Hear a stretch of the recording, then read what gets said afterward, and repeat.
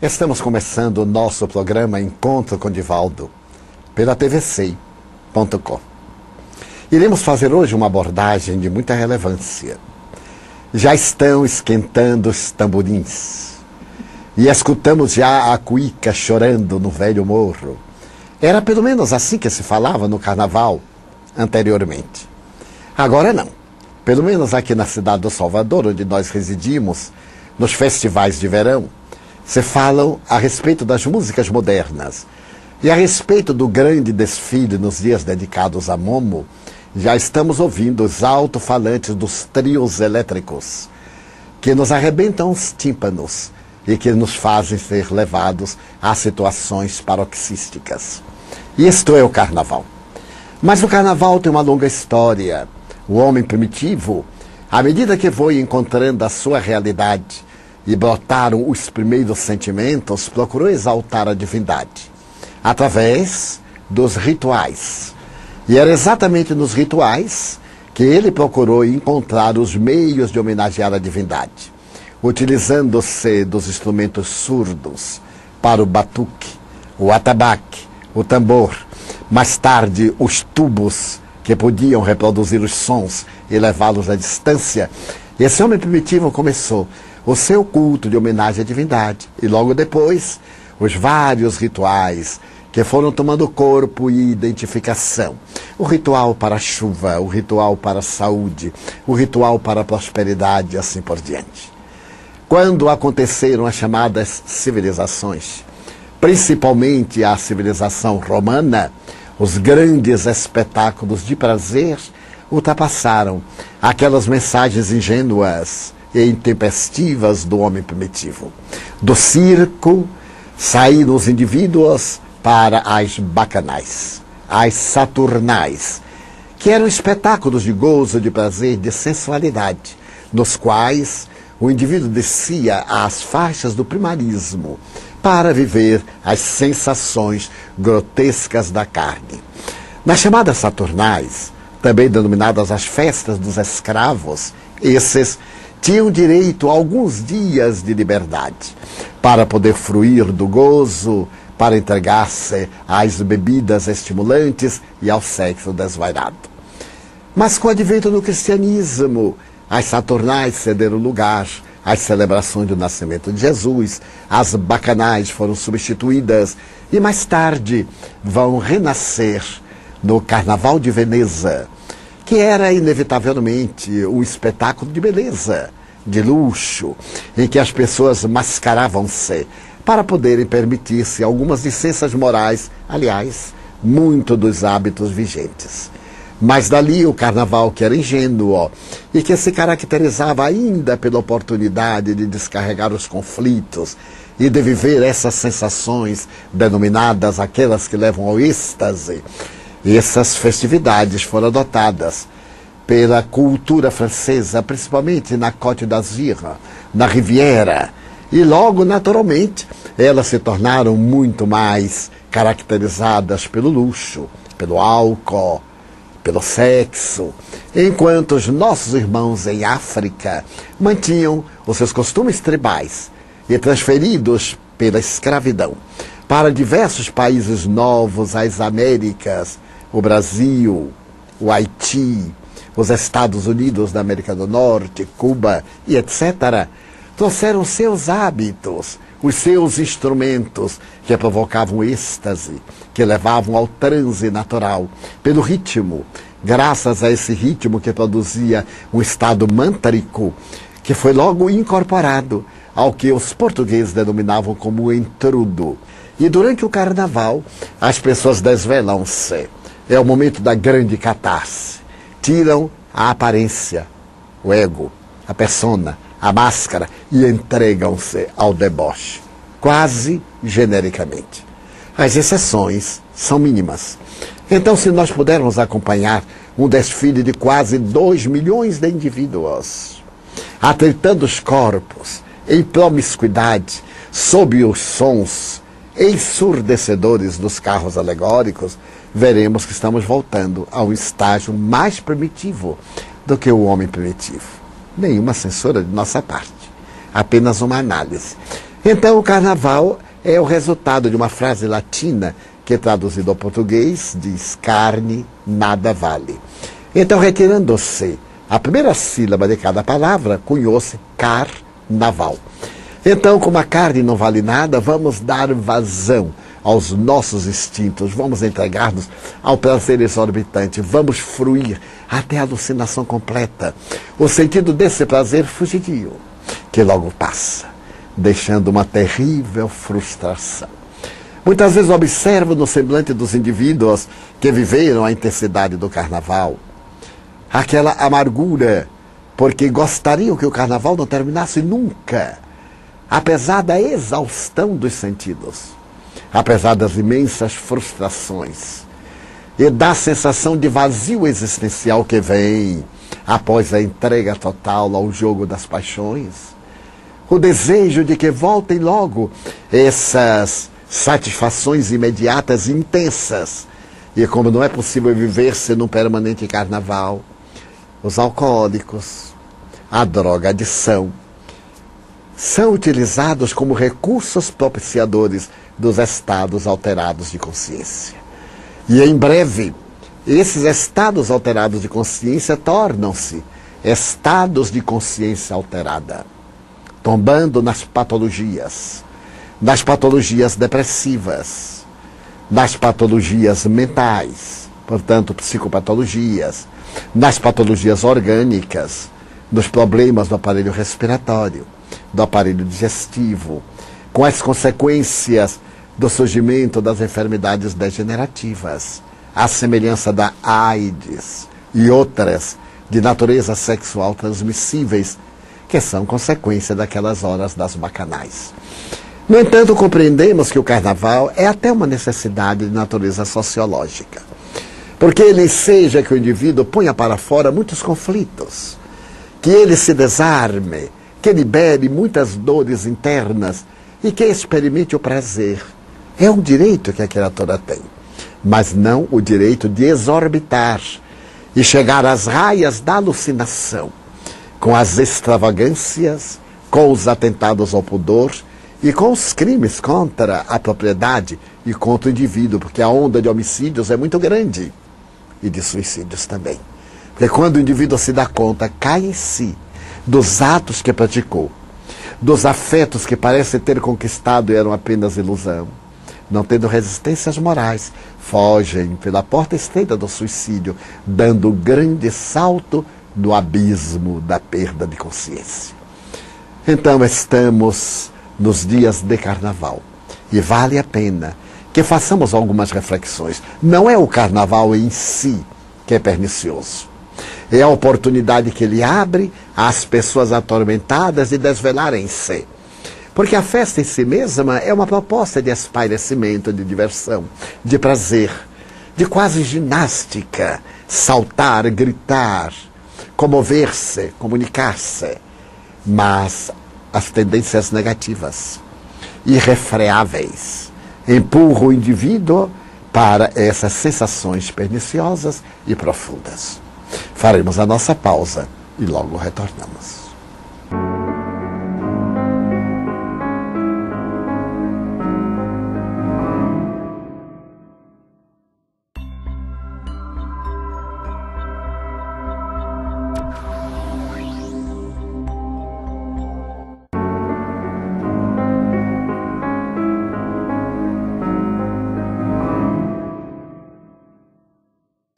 Estamos de volta com o nosso programa Encontro com Divaldo pela tvc.com.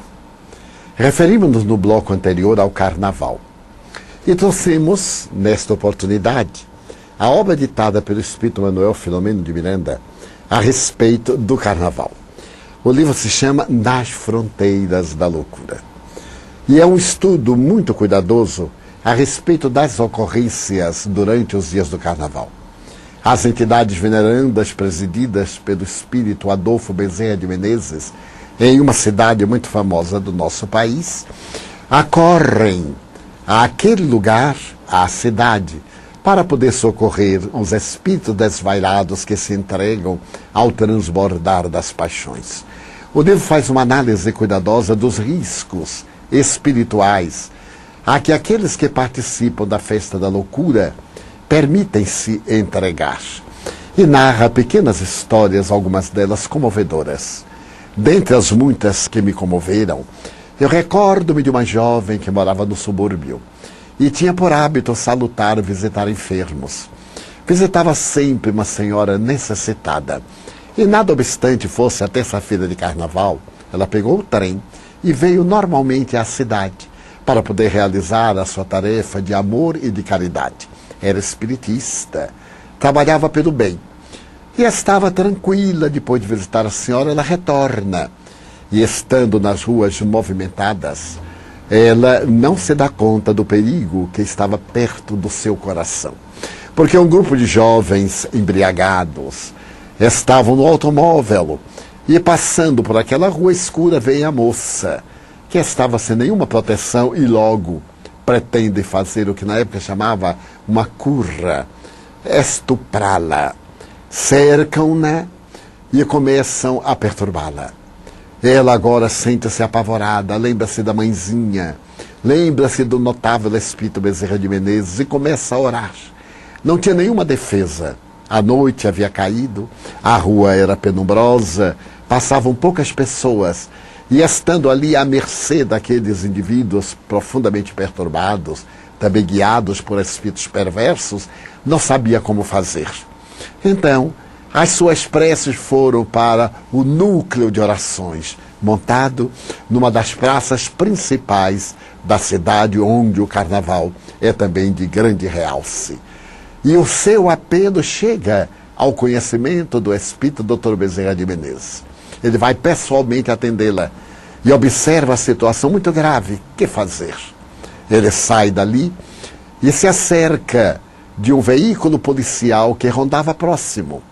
E aproxima-se de um dos soldados que está dentro do veículo, indo-lhe a fazer a mudança de percurso.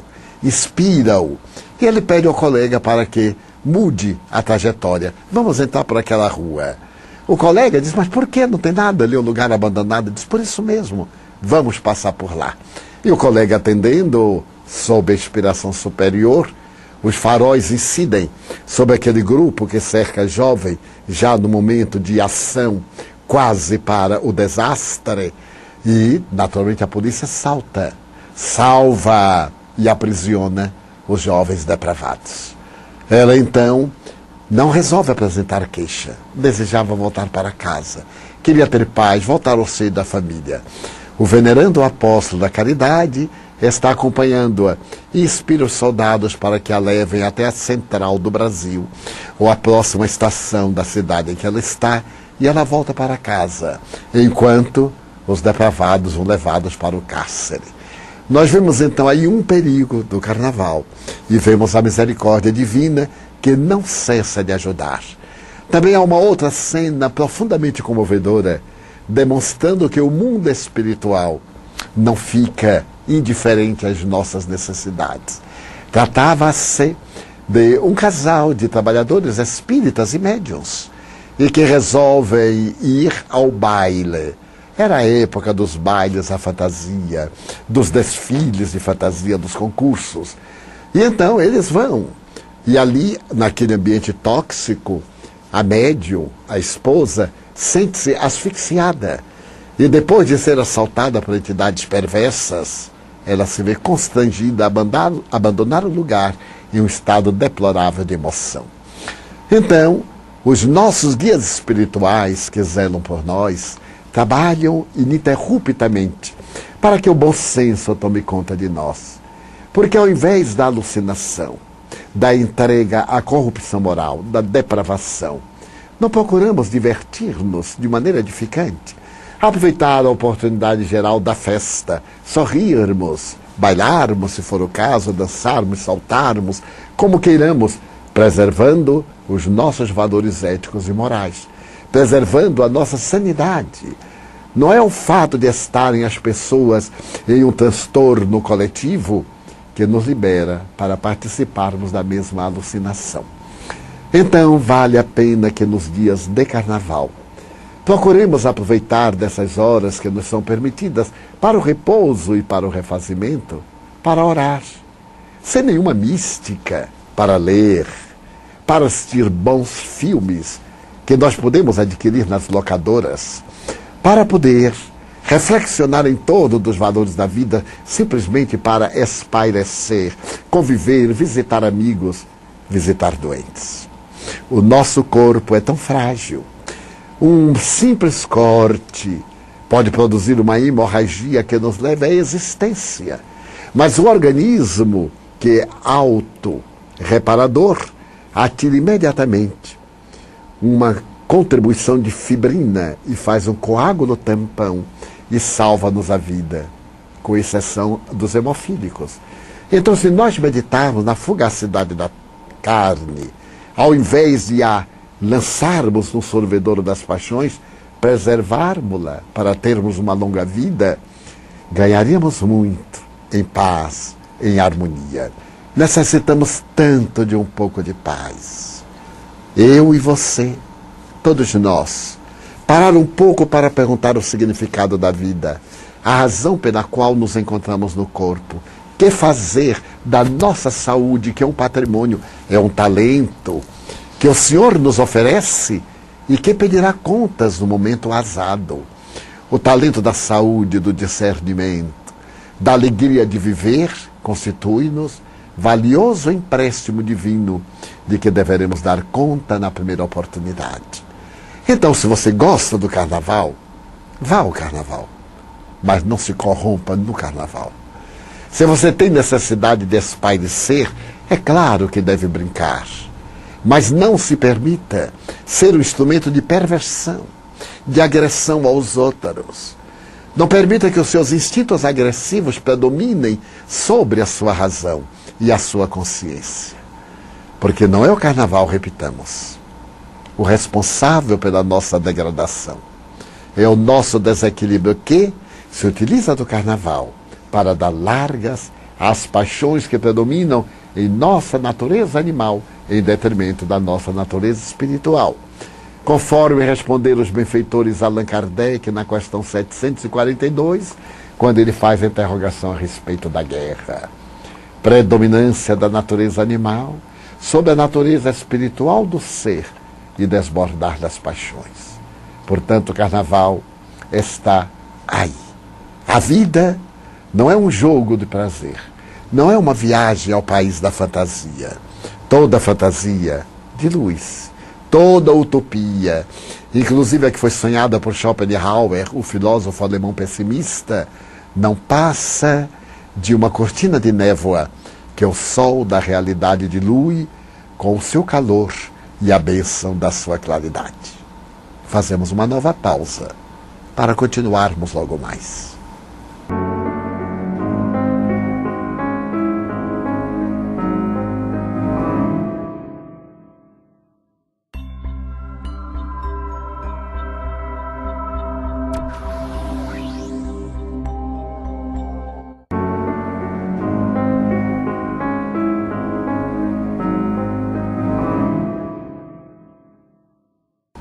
Estamos de volta. Agora para atender a algumas das perguntas que você nos encaminhou. Divaldo, gostaríamos que esclarecesse a respeito da passagem evangélica, anotado por João no capítulo 4, versículos 16 a 20, no qual Jesus dialoga com a samaritana, falando a respeito da mesma já ter possuído 5 maridos. Nós estamos diante de uma visão psíquica do Cristo das mais admiráveis. O assunto é muito profundo. Primeiro, porque ele era judeu e ela era samaritana. Depois, porque era um homem que a dialogava com uma mulher desacompanhada. Entre os hábitos e costumes hebreus da época, a mulher não tinha o direito de dirigir-se a um estranho, sequer de andar pela rua, senão acompanhando um membro da sua família. E aquela mulher que foi ao poço de Jacó para poder tirar água, é surpreendida por Jesus que ali está e lhe pede de beber. E ela é tomada de estranheza, como tu, sendo judeu, a mim me pedes de beber, eu que sou samaritana. E ele diz, mulher, se tu soubesses quem é aquele que te pede de beber, tu é que lhe pedirias. E então ele desvela-se. Ela diz, eu sei que estamos esperando o Messias, mas o Messias há de vir E ele, numa frase muito sintética, redargui sim: eu o sou. É o sol que sai da névoa e da ignorância para iluminar aquela mulher atormentada. E para poder demonstrar que ele era realmente o Messias, quando a mulher se deslumbra, porque identifica nele realmente aquele que era esperado, diz: Senhor, então deixa que eu vá chamar o meu marido, para que ele também participe. E Jesus sorri e diz: 5 já tiveste, e esse que tens não é o teu marido. Ele desejou demonstrar que ela havia tido muitos relacionamentos, e por isso era também detestada no seu povoado, porque era colocada como uma mulher equivocada. Ele deu a demonstração de conhecer o indivíduo interior. Era seu primeiro encontro com ela. E, no entanto, conhecia-lhe a vida. Mas não a reprochou. O seu objetivo não foi condenar-lhe a conduta. Foi despertá-la para a realidade daquele que estava a seu lado. Não concordando naturalmente com esse comportamento insano. E então ela é tomada de surpresa. Então tu és profeta? E fica deslumbrada e sai correndo para poder anunciá-lo. E como era uma mulher vista em suspeição, nem todos acreditaram. Até que os samaritanos vieram estar com ele, e ele faz o primeiro encontro da sua revelação para aquele povo estranho que fora colocado à margem desde o tempo em que os assírios haviam invadido a região, porque não tiveram oportunidade de destruir Jerusalém. Retornaram da Judeia, acamparam na Samaria e escravizaram homens, mulheres, crianças, alguns dos quais foram mandados para suas terras, outros foram violentados e macularam, entre aspas, o sangue do judeu, tornando-o samaritano. Então, por isso, Jesus refere-se, para que ela tenha certeza de que ele é realmente o Messias. Em Mateus, capítulo 5, versículos 25 e 26, Jesus lembra a necessidade da reconciliação com o adversário, o mais depressa possível, enquanto estivesse a caminho com ele. Ao longo dos tempos, interpretamos como sendo apenas adversários externos. Joana de Ângeles, em sua obra Triunfo Pessoal, amplia, apresentando outro ângulo, qual seja, quanto aos adversários internos, segundo ela, piores do que outros externos. Esclareça-nos mais a respeito. Os modernos psicólogos e psicoterapeutas referem-se aos nossos demônios e chegam a uma visão de amplitude que peca pelo absurdo. Quando se referem, por exemplo, aos demônios que perturbavam o endemoniado gadareno, ao menino que sofria de aparente epilepsia, eles querem dizer que eram conflitos da personalidade.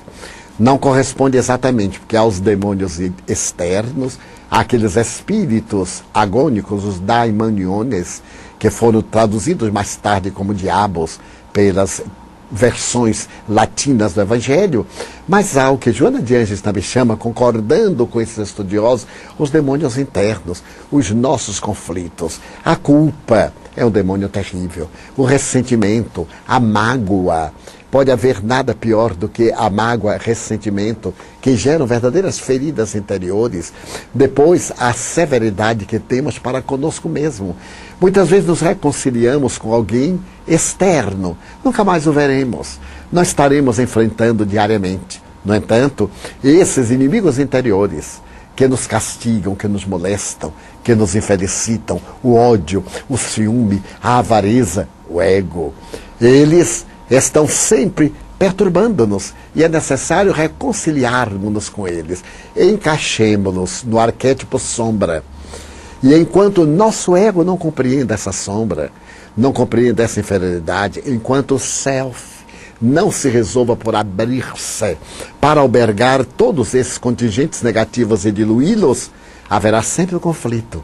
Estaremos sempre lutando contra esses adversários sem conseguirmos êxito.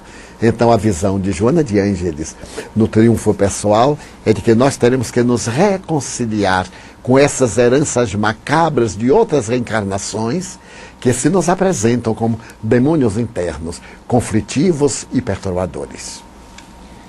Em sua obra Jesus e o Evangelho à Luz da Psicologia Profunda, a veneranda Joana de Ângeles cita: todo o verbo de Jesus está em linguagem programada para resistir aos tempos de evolução do pensamento. Como se dá o processo levando-se em consideração as diversas mudanças que ocorrem nos mais variados ramos da sociedade? Podemos verificar que a verdade é a mesma. Um dia Chico Xavier tem uma imagem que Emmanuel lhe havia dito, que a verdade, digamos, que a verdade integral estivesse nas mãos de Deus. E Deus, então, tornou-a um espelho e atirou-a sobre a terra. No choque, ela despedaçou-se em 1000 fragmentos. E cada criatura pegou um fragmento. Claro que é um fragmento da verdade, mas não é a verdade integral. A verdade integral está sintetizada na lei de amor. Neste exemplo, que é o mandamento maior, a lei de ordem vigente no universo. Graças a esta lei de amor, nós temos as diretrizes para todas as épocas, porque o amor é o mesmo ontem, como hoje, e o será amanhã. Quando Jesus nos falou com palavras simples, não há como desfigurar-lhe o sentido. Seja qual for o nível da evolução sociocultural de cada época e de cada povo, a interpretação que nós dermos às suas palavras terá sempre o sabor de atualidade. Bem-aventurados que choram, porque serão consolados. Eu sou o caminho da verdade e da vida, e ninguém vai a meu Pai senão por mim. É tão real esse pensamento ontem, como esse pensamento hoje. Jesus ainda é para nós o caminho da verdade e da vida. E é através dele que nós chegamos ao Pai. Eu sou a água viva, eu sou o bom pastor. As suas recomendações a respeito da nossa conduta, estabelecendo programas éticos fundamentais para uma vida saudável. Quando nós vemos, por exemplo, o seu evangelho como tratado de psicoterapia, ele é de uma atualidade psicológica que nos surpreende. Porque o mal que nós fazemos aos outros, que não deveríamos fazer, por quê? Porque é mal que a nós nos faz mal. Por que fazer o bem ao próximo? Porque é um bem que a nós nos faz um grande bem. Então, é nesse sentido que a benfeitora procura dar o caráter de atualidade àquelas palavras pela sua tessitura muito simples. Imaginemos as parábolas. O grão de mostarda, a semente mais mínima dentre todas as sementes. No entanto, a planta é expressiva. Se tiverdes fé do tamanho de um grão de mostarda, direis a este monte, afasta-te daí, e ele se atirará ao mar. É claro que não se tratava da montanha granítica, mas da montanha de dificuldades. Quando nós temos fé, nós ultrapassamos os óbices, vencemos os abismos, colocamos pontes sobre eles e afastamos os impedimentos, as montanhas das dificuldades. Quantas pessoas vivem atormentadas porque não dão passos adiante por causa dos empecilhos, das dificuldades, dos montes de problemas que se avolumam. Com a fé, nós conseguimos derruir todos esses obstáculos. Se nós nos recordarmos das parábolas das redes, das pérolas, das virgens loucas e das virgens prudentes, como são atuais. A necessária prudência. Não nos aventurarmos em expedientes de prazer, como fizeram as jovens loucas, gastaram todo o azeite. E na hora em que chegaram os noivos, estavam na escuridão. É que vale dizer, antecipar a hora do prazer. Digo muitas vezes aos jovens, não se divirtam agora, estudem, para terem garantido o amanhã. Aí está o combustível da noiva. Apliquem essa energia da juventude na conquista de valores culturais, éticos, morais, e desfrute o resto da vida dos benefícios que estão agora conquistados. Então é nesse sentido que ela nos adverte, para que consideremos o Evangelho sempre uma mensagem de eterna atualidade, nos tempos modernos como nos tempos futuros. É nesse sentido.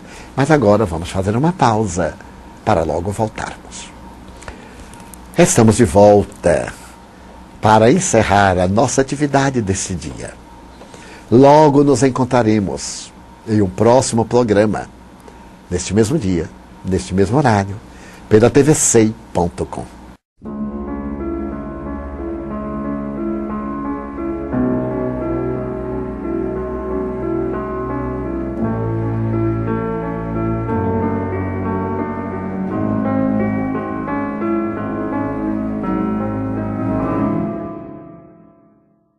Carregar os conflitos e de viver essas sensações denominadas aquelas que levam ao êxtase.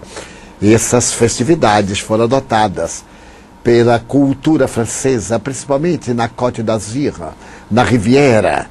E logo, naturalmente, elas se tornaram muito mais caracterizadas pelo luxo, pelo álcool, pelo sexo, enquanto os nossos irmãos em África mantinham os seus costumes tribais e transferidos pela escravidão para diversos países novos, as Américas, o Brasil, o Haiti, os Estados Unidos da América do Norte, Cuba e etc., trouxeram seus hábitos, os seus instrumentos que provocavam êxtase, que levavam ao transe natural, pelo ritmo, respeito das músicas modernas.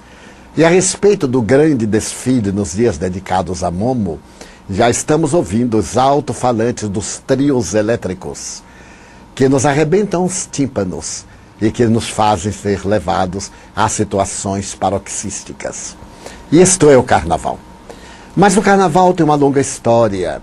O homem primitivo, à medida que foi encontrando a sua realidade e brotaram os primeiros sentimentos, procurou exaltar a divindade através dos rituais. E era exatamente nos rituais que ele procurou encontrar os meios de homenagear a divindade, utilizando-se dos instrumentos surdos para o batuque, o atabaque, o tambor, mais tarde os tubos que podiam reproduzir os sons e levá-los à distância.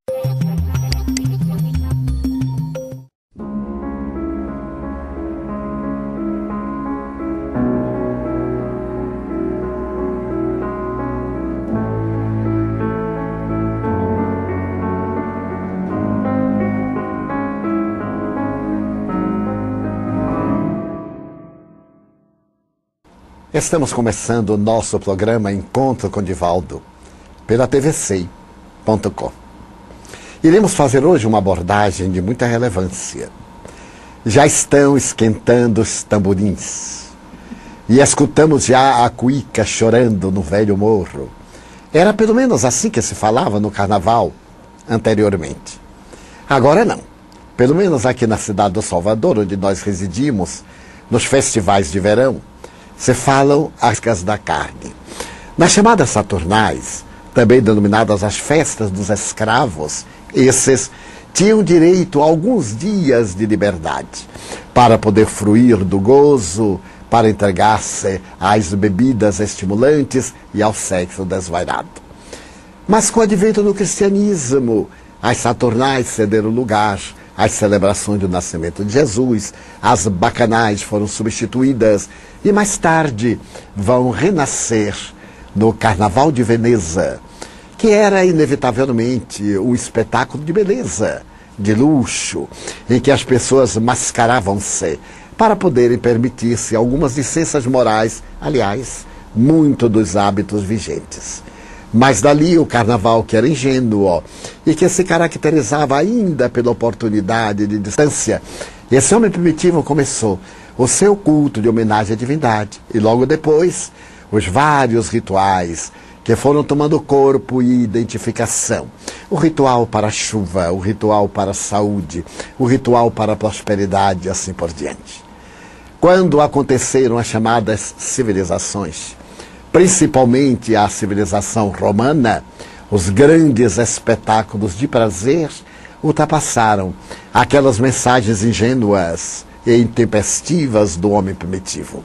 Do circo saíram os indivíduos para as bacanais, as saturnais, que eram espetáculos de gozo, de prazer, de sensualidade, nos quais o indivíduo descia às faixas do primarismo para viver as sensações grotescas